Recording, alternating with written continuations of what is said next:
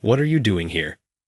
My body froze like ice water under her icy glare, which was full of disdain for me as a janitor. I was unable to move. My first love was her. I tried to speak, but her group just stared at me curiously. Hey, do you know him? Absolutely not. Who would want to hang out with a janitor? I tried to cover my emotions with a forced smile, but my face became rigid and immobile.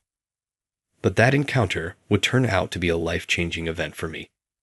I want to thank you, she said, taking my hand and blushing. Tonight, are you free? Alex is my name. I work as a janitor at a big business building, and I'm 26 years old. I make an effort to keep the office pristine every day, trying to get rid of any dust. I was deep in concentration when Carol, an older, more seasoned janitor, who had been conversing cheerfully close by, shouted out to me. How long will it take you, Alex? Today, the entire floor needs to be cleaned. We'll never be done before sunset if you continue to be so thorough. I'm sorry. I couldn't help but notice this smudge on the railing. I'm a detail-oriented person by nature, and I frequently receive criticism for it. Carol gave me a frustrated expression when she saw how worried I was. To be honest, child, you're much too serious for your age. If you don't improve your time management, you'll miss lunch once more. You were such a problematic boy. Give me that cloth now. Thank you so much, I said in gratitude. Carol always helps me out and treats me like a son, even if she complains. Carol is like a second mother to me, and I believe we work well together. I saw a group of well-dressed men and women, who were probably corporate employees, coming from the opposite end of the corridor while we were scrubbing the floor together. I froze for a second when I saw the person in the middle of the group.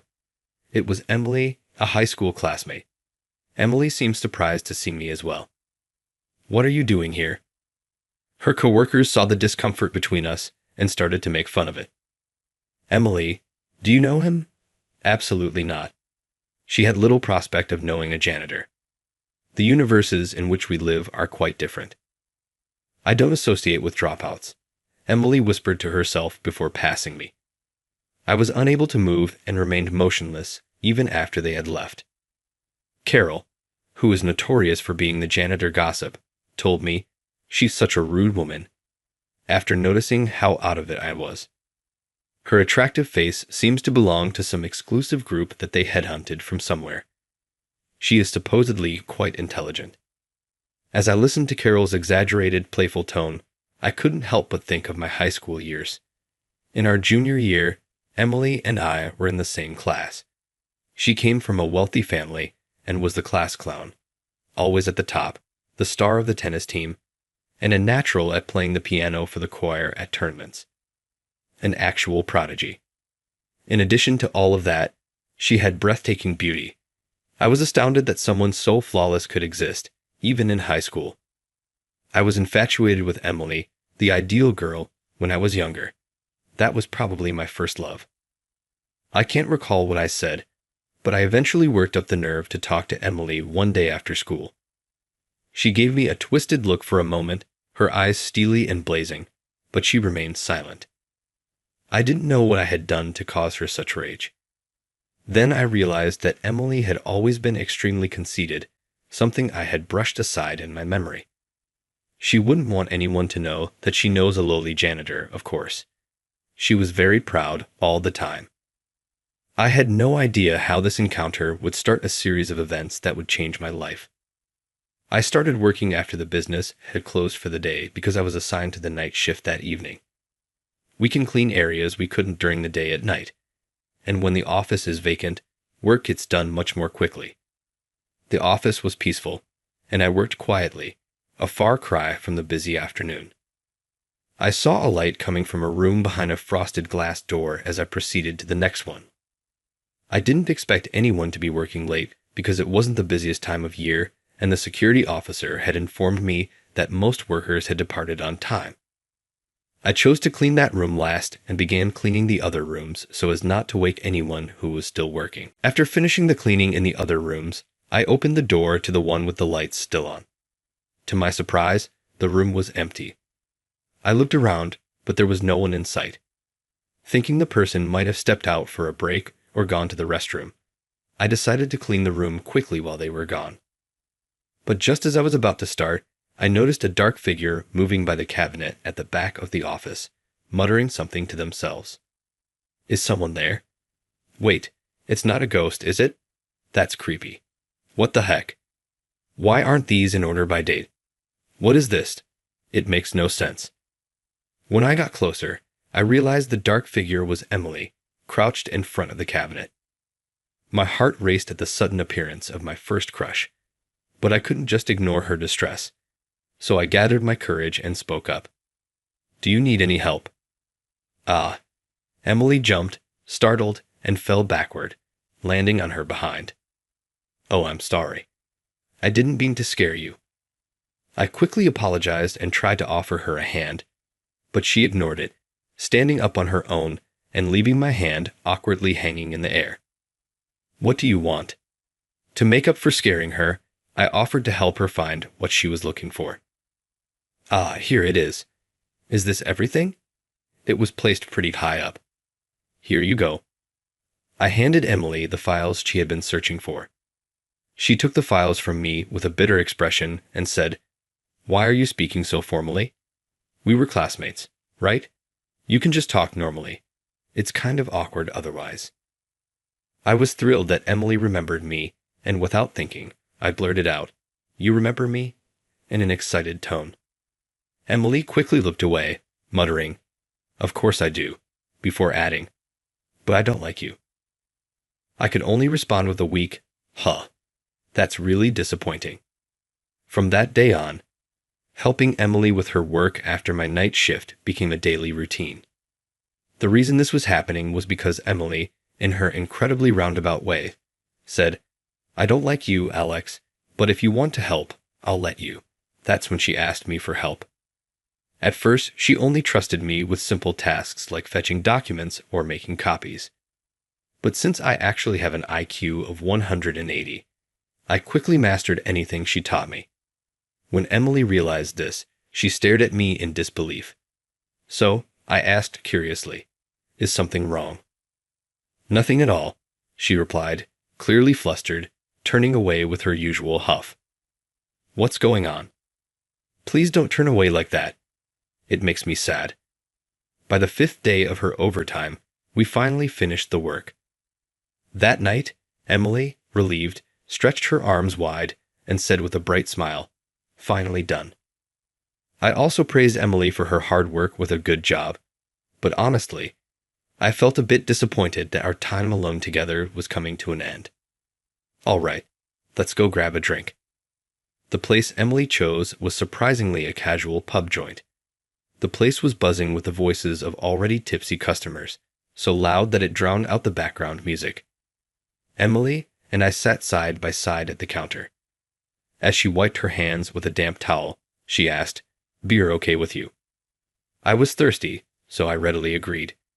Emily turned to the bartender and called out, 3 beers, please. Huh, didn't you just say 3? Is someone else joining us? Worried that our alone time might be interrupted, I must have made a funny face because Emily, flipping through the skewer menu, laughed and said, I like to start with 2 beers at once. Surprised you, didn't I? Realizing no one else was coming, I did a little happy dance in my mind.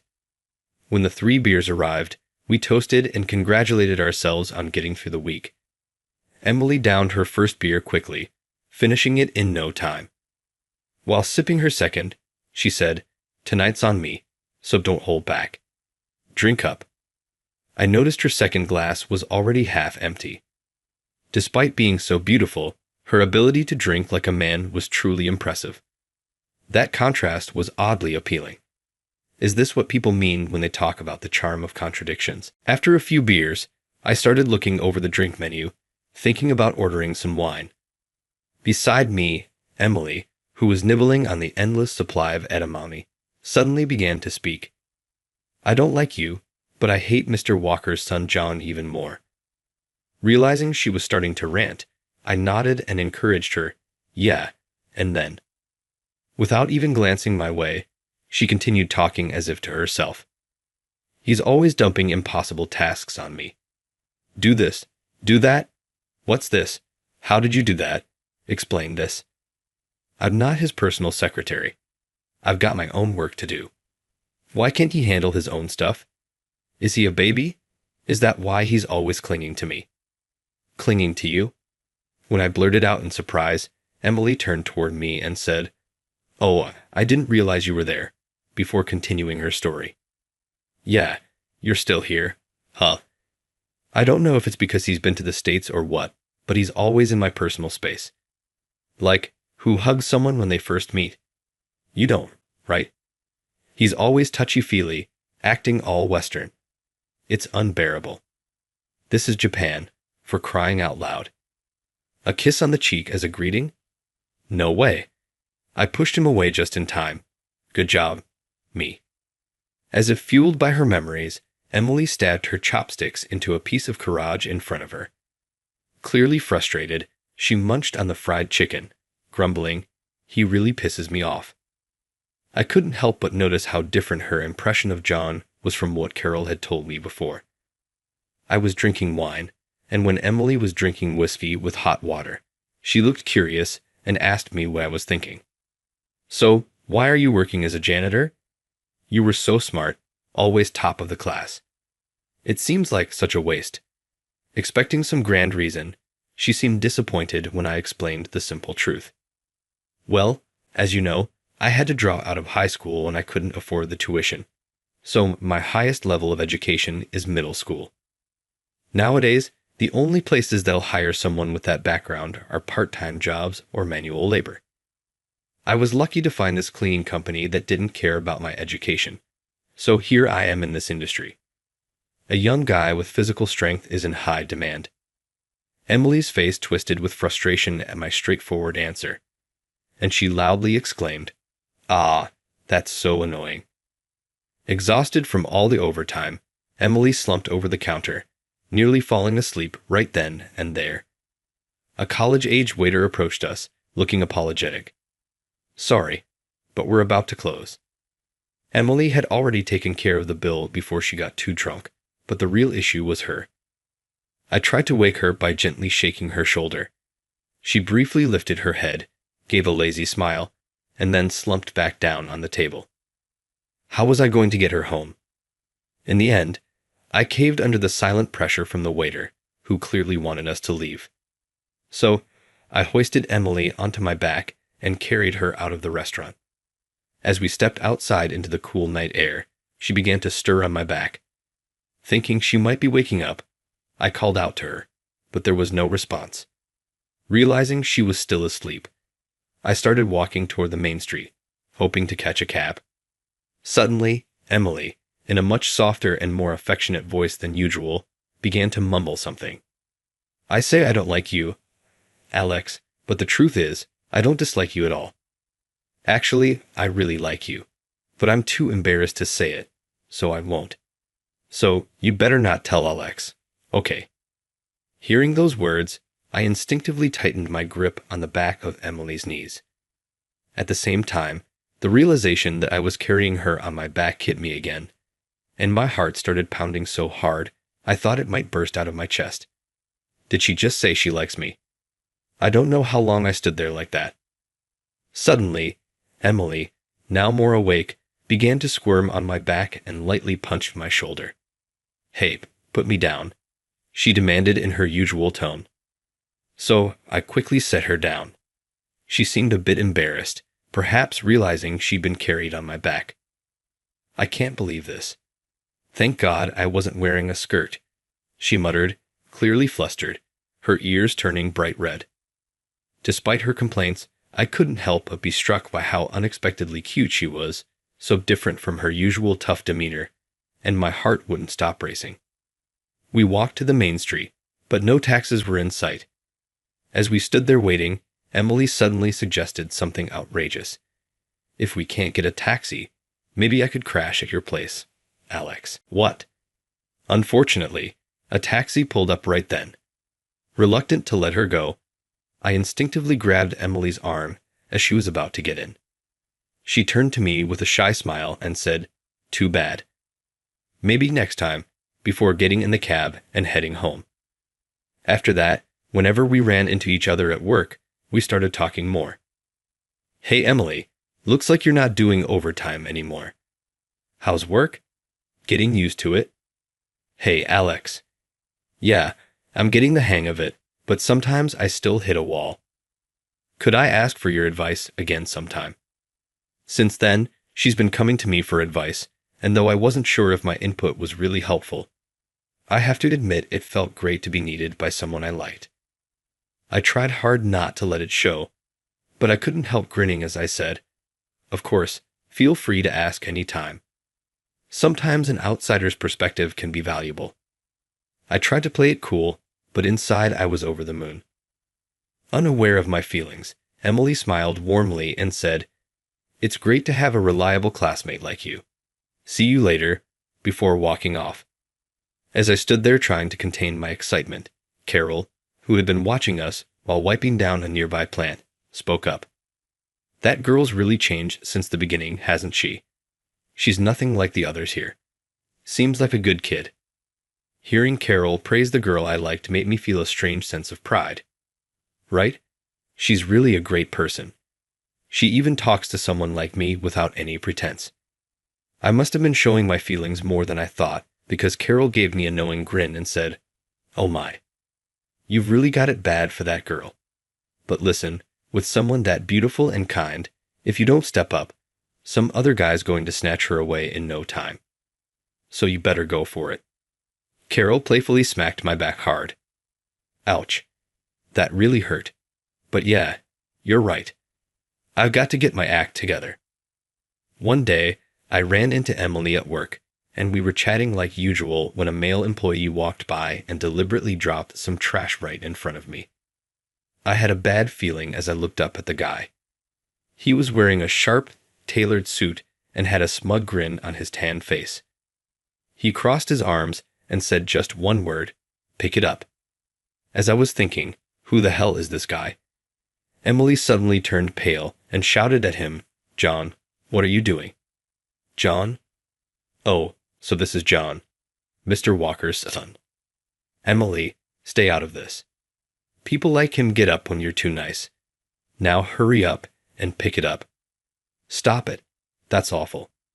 "Alex, you don't have to pick it up," Emily insisted. "It's fine. It's my job," I said, bending down to pick up the trash. John looked down at me with disdain and said, "Guys like you, janitors, will never be on the same level as us. Emily, you're smart, so don't hang around someone this low.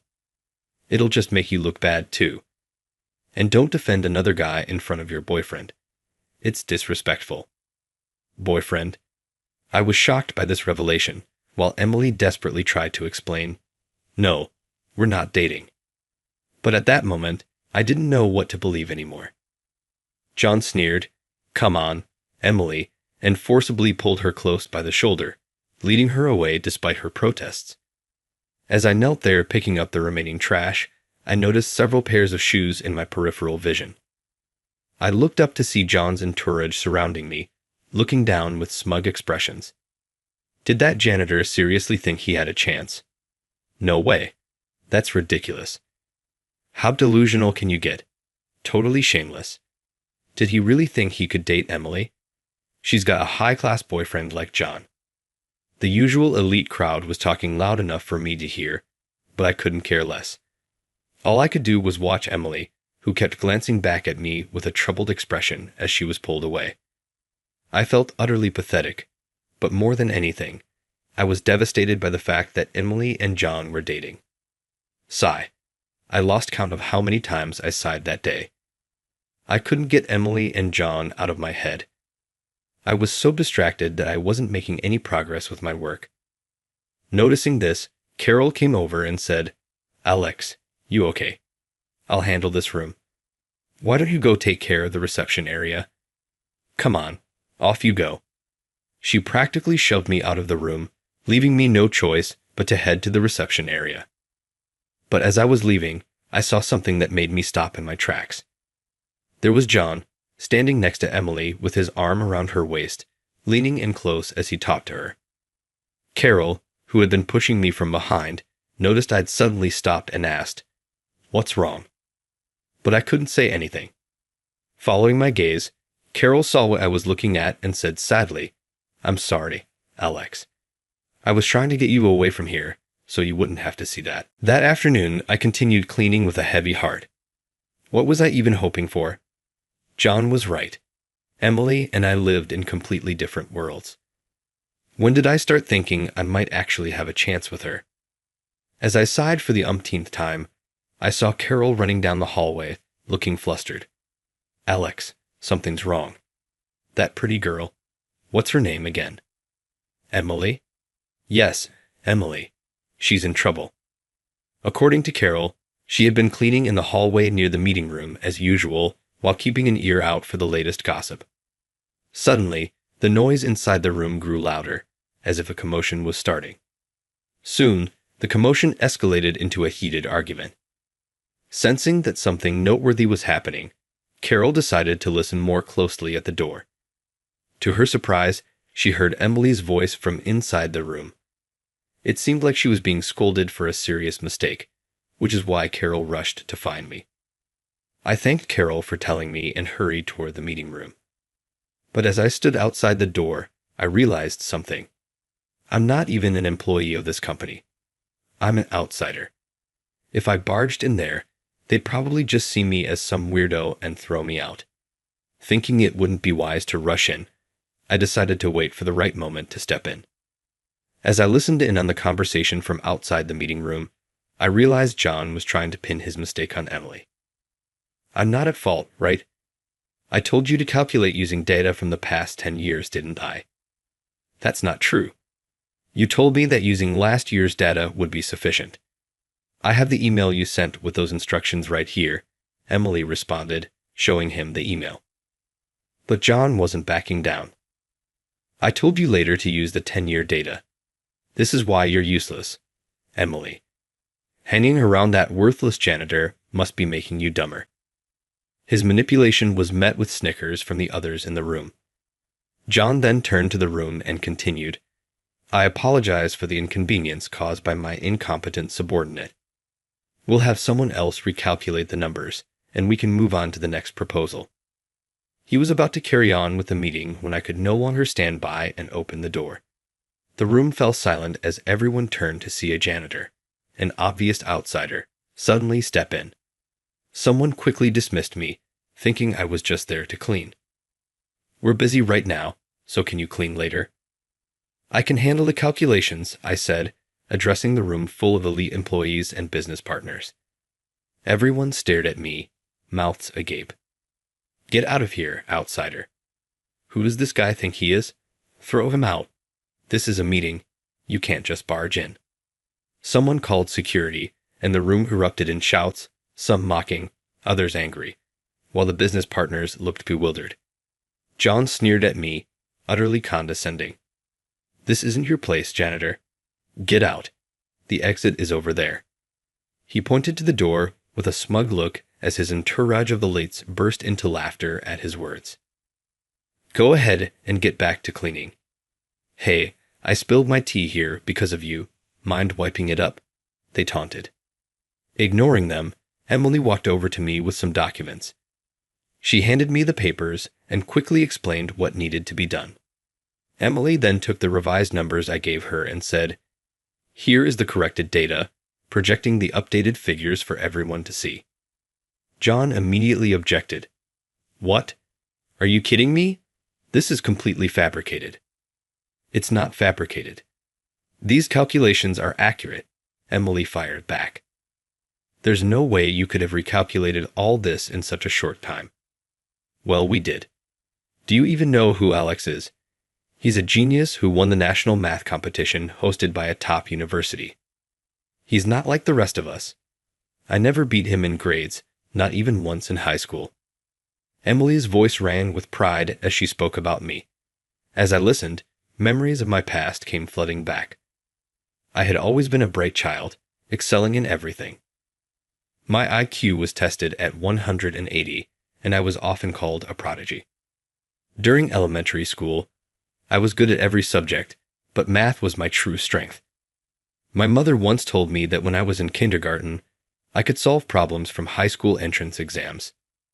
When it came time for high school, I planned to attend a prestigious public school on a scholarship, given our financial situation, just my mother and me.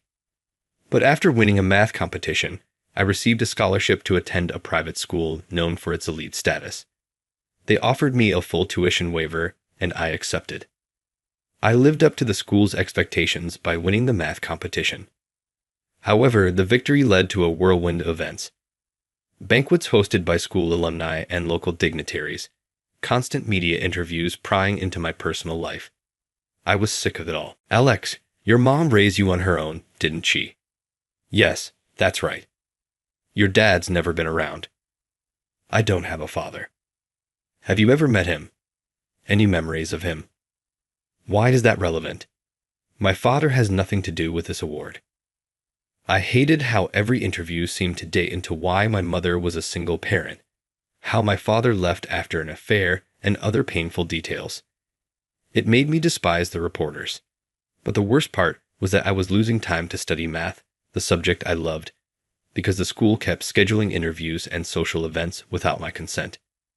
It stressed me out so much that I began canceling and refusing the school's demands. One day, I was summoned to the principal's office by Dr. Harris.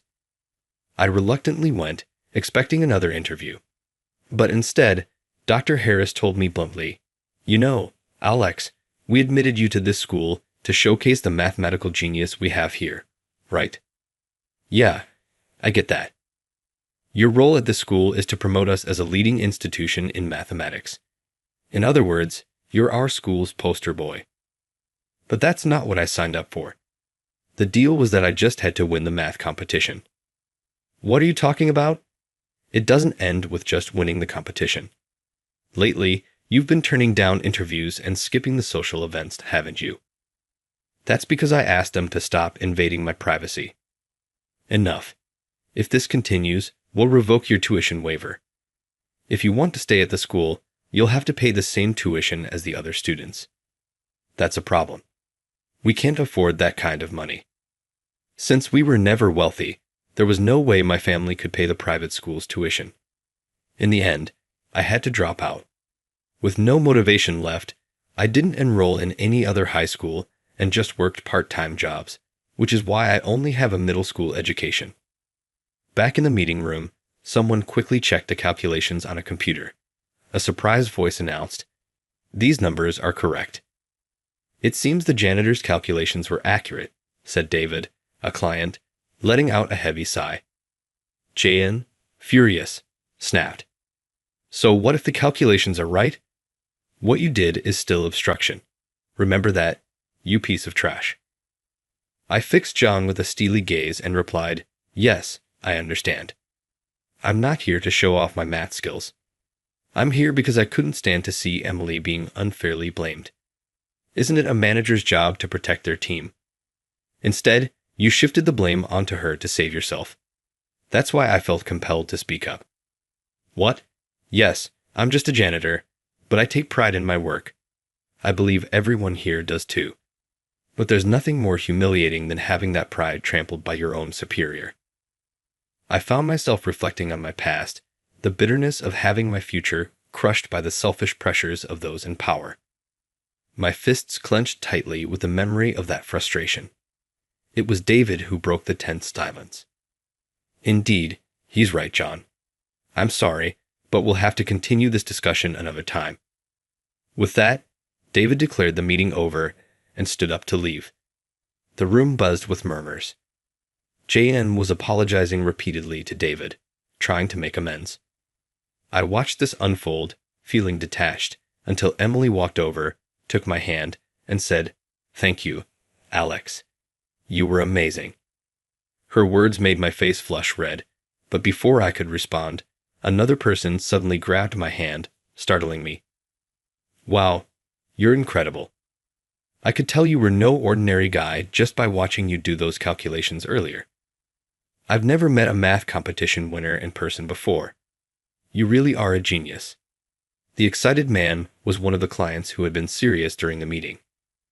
I was caught off guard by his enthusiasm, but realized who he was, feeling embarrassed.